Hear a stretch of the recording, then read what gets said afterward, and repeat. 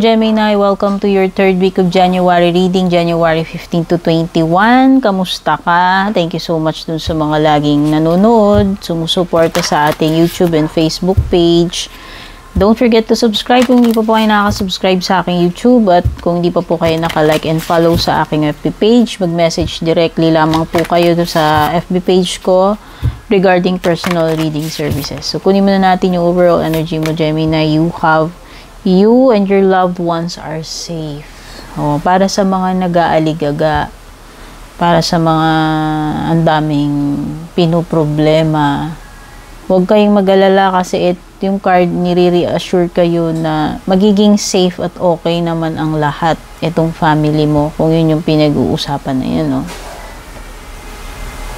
Magiging safe naman daw kayo.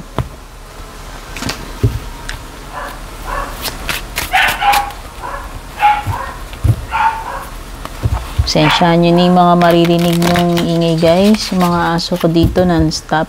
Meron sa loob, meron sa labas. Pasensyahan nyo na po yung bahay ko kasi hindi po ito palasyo. kahit magkulong po ako sa kwarto, naririnig talaga yan kahit isara mo lahat. Ayan. Yan yung pagka nanalo ko sa loto, magpapagawa ako ng soundproof na para hindi kayo naiingayan. Para sa mga masiselan dyan.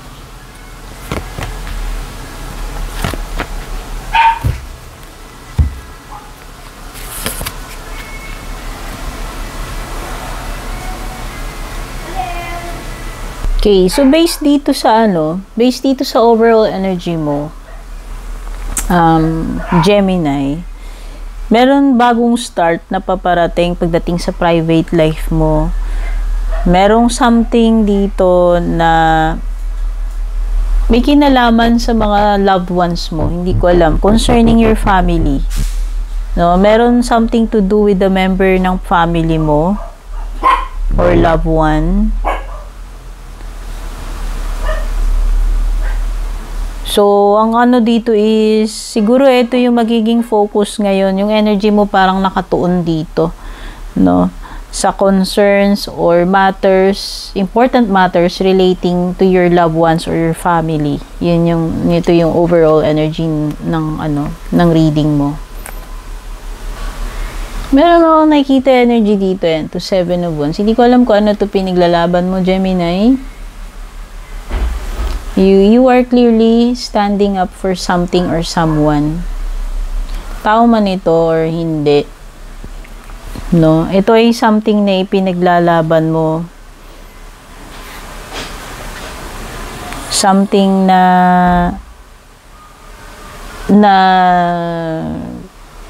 hindi mo susukuan basta-basta. Okay? So, nakikita ko yung energy mo dyan sa 7 of Wands.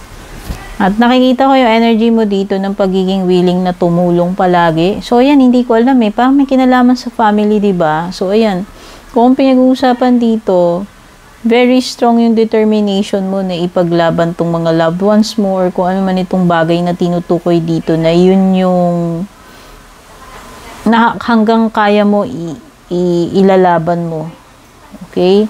So, nakikita ko rin dito yung supportive energy mo, protective and supportive energy, na lahat ng pwede mong ibigay, ipoprovide mo para sa mga mahal mo sa buhay.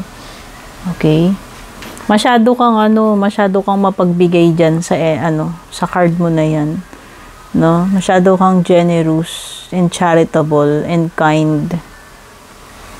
To the point na kahit nagbibigay ka kahit hindi ka nangihingi ng kapalit, no? Yun yung energy na napipick up ko dito. Merong energy dito ng Taurus, Virgo, Capricorn, Cancer, Scorpio, Pisces, at ito. Strong energy ng Pisces. Parang may nakikita akong problem dito with someone who is younger. Anak man ito na kababatang kapatid. So, hindi ko alam, may issue or may pinoproblema ka about this person. No? Kasi itong person na to pwedeng may bad news about this person. Kapatid mo man yan, anak, kababata sa'yo. Merong signs ng immaturity dito. So, yan. while you are being generous and being charitable palagi, and tinatry mong ibigay, i-provide lahat, etong isa naman, no? Hindi ko alam kung parang in a way, hindi na siya nagmamature kasi lagi mo na lang siyang tinutulungan. Lagi ka na lang nandyan sa kanya. So, pwedeng yan yung issue mo ngayon dito. Kapatid mo. Kasi parang family member or loved one yung tinutukoy dito sa mo. No? So, yan. Itong person na to immature. Ikaw naman, willing ka na lang to give palagi. No? So, pwedeng ang problem dito is ito. Yung mas bata na water sign.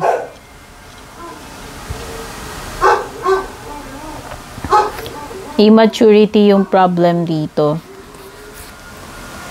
Ayan. Hindi naman sa pero parang mayroon ako napipick up na energy dito ng although capable ka naman na tulungan tong family members mo or loved ones mo na yan. No? Nagiging, yun nga, parang energy ng parang minsan nagiging burden na, parang pabigat na in a way, no? Yun yung nafe-feel kong energy dito. And pwedeng mag-cause ito ng pwede siyang mag-cause ng problem sa ibang family members mo. So yun yung nafe-feel ko dahil lang dito sa isang immature and pabuhat. Yun, ang tawag nila doon, yung mga pabuhat, kumbaga sa gaming, pabuhat yan. Meron kang teammate dito, may kagrupo ka, may kaduo ka, may kasama ka dyan, na pabuhat energy. Ayan. Although, ikaw, ang lakas-lakas mo naman, kaya mo laging buhatin yung team mo, meron namang pabuhat, may pabebe, sabihin na natin, may ganyang energy. So, sabihin na natin, minsan, na-abuse yung masyado mong pagiging supportive, charitable, and generous. Ayan. Yun lang naman. Meron kasi din ako nakikitang card ng deceit dito So, pwede nga meron ditong parang binibilog-bilog ka lang or pwedeng inuuto-uto ka lang. Meron ako napipick up na energy dito, Gemini.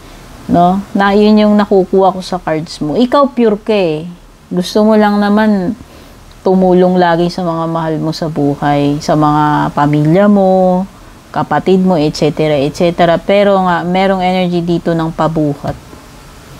At ang masaklap pa nun, Gemini, pwedeng dinideceive ka pa nito, no?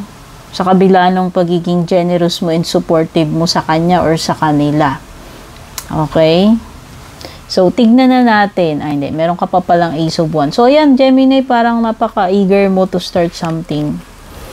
Ano ba to? Meron kang bagong dito May spark ng hope and inspiration para sa iyo.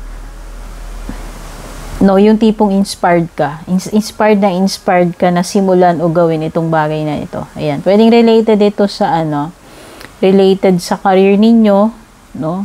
Or personal, no? Kung may mga bagay ka, hobby, or may mga interest ka na gusto mong subukan or gawin, umpisahan. Ayan.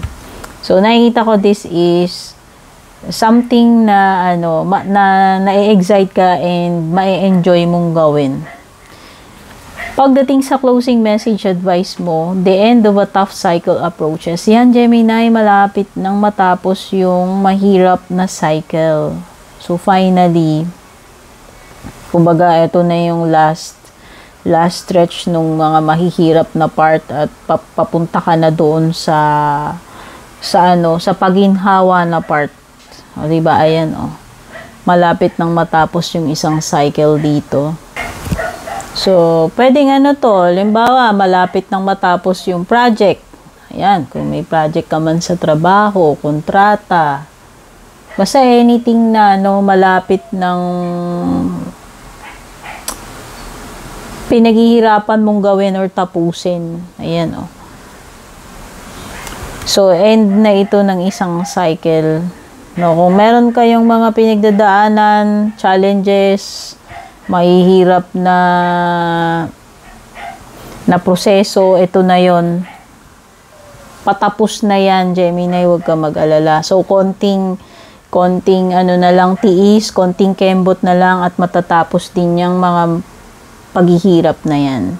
Okay, Gemini, thank you so much for being here. Ito yung reading mo for the 3rd week of January, January 15 to 21.